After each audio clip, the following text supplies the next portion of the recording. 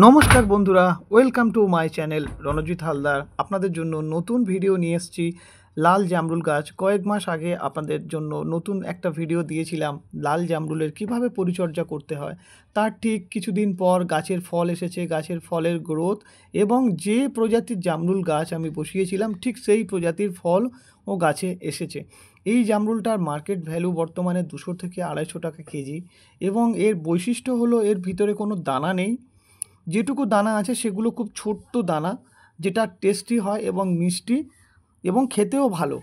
এই জামরুলটা বন্ধুরা কয়েক মাস ধরে আমি চেষ্টা করেছিলাম গাছটাকে কিভাবে পরিচর্যা করব।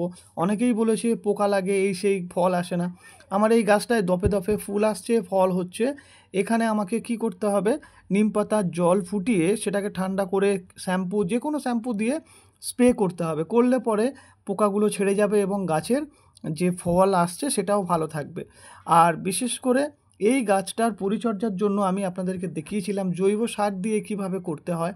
আপনারা চাইলে যারা জৈব সার না পছন্দ করেন তারা রাসায়নিক সারও ব্যবহার করতে পারেন, কিন্তু জৈব সার দিয়ে আমি গাছটার গ্রোথ কিভাবে করলাম সেটাই 1 বছরের মধ্যে, এবং ফল কিভাবে এসেছে সেটা আপনাকে দেখাচ্ছি। বন্ধুরা, ফল আসছে, ফল যতটুকু হচ্ছে সেই ততটুকু ফলই আমার এখানে থাকছে এবং কত সুন্দর ফল এসেছে এবং সেই কালারটাও দেখতে পাচ্ছেন কিভাবে এই গাছটার গ্রোথ করলাম। গাছটার গ্রোথের সাথে সাথে আপনারা দেখুন, আপনারাও এরকম চেষ্টা করতে পারেন বাড়িতে সুন্দরভাবে এইভাবে গাছ বানাতে। এবং বন্ধুরা, বেশি বেশি করে আশীর্বাদ দেবেন যাতে আপনাদের জন্য এরকম ভালো ভিডিও বানাতে পারি। অনেক দিন আসতে পারিনি আপনাদের সামনে, তাই তার জন্য ক্ষমা চেয়ে নিচ্ছি। বন্ধুরা, যদি ভালো লাগে আপনারা বেশি বেশি করে লাইক, শেয়ার, কমেন্ট করুন, যাতে আমার ভিডিও বানাতে আরও উৎসাহ হবে। আপনাদের আশীর্বাদ পেলে আমার ভিডিও বানাতে আরও ভালো লাগবে এবং পরিশ্রম করতে। আজকের যে পরিশ্রম করেছি সেই পরিশ্রমের ফল এই গাছ তার প্রমাণ সেটা দিচ্ছে।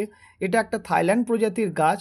এই থাইল্যান্ড প্রজাতির গাছকে খুব যত্ন সহকারে, এই গাছটাকে যত্ন সহকারে আমি তৈরি করেছিলাম জৈব সার দিয়ে। তার মধ্যে দিয়েছিলাম নিম পাতা, নিমের খোল, তারপরে দিয়েছিলাম খড়ের ভুসি এবং গোবর সার, এই দিয়ে বানিয়েছিলাম।